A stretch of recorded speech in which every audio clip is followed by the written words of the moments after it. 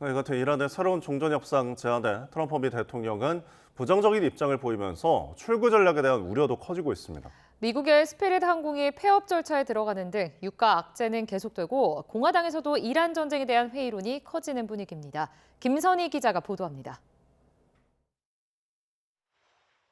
미국의 대표적인 초저가 항공사 스피릿 항공이 34년 만에 폐업하고 운영을 중단했습니다. 스피릿 항공은 최근 2년 사이 파산 보호 신청을 2차례 하는 등 힘들었지만 이란 전쟁으로 항공유 가격이 급등하면서 경영난이 악화했습니다. 이번 폐업으로 17,000여 명에 달하는 임직원이 실직 위기에 처했고 공항에서는 승객들이 발이 묶여 일대 혼란이 벌어졌습니다. We got our flight canceled 2 times. First time was yesterday, and then they said to rebook the flight over again. And then we did rebooked it, but then this morning when we got here, there was like, oh, we canceled all the flights because the Spirit shut them down.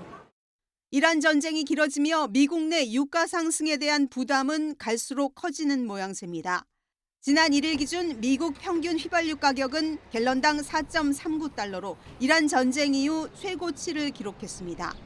문제는 유가를 낮추기 위해 미국 정부가 쓸 수 있는 카드가 많지 않다는 겁니다. 추가 대응책으로 연방 유류세 폐지나 미국산 원유 수출 금지 등이 거론되고 있는데 한계가 있다는 지적입니다. 미국은 계속해서 자기네들의 부채가 쌓이고 있는 상황이거든요. 연방유류세를 우리가 안 받는다라고 해서 유가에 그렇게 크게 효과를 줄 수 있는 부분은 상당히 낮다. 자기만의 사업 포트폴리오에 상당한 제한을 주기 때문에 당연히 기업 입장에서는 적극적으로 반대할 수밖에 없는 조치입니다. 여기에 트럼프 대통령이 이란의 새로운 종전 협상 제안에 부정적 입장을 내면서 출구 전략에 대한 우려가 더 커지고 있습니다.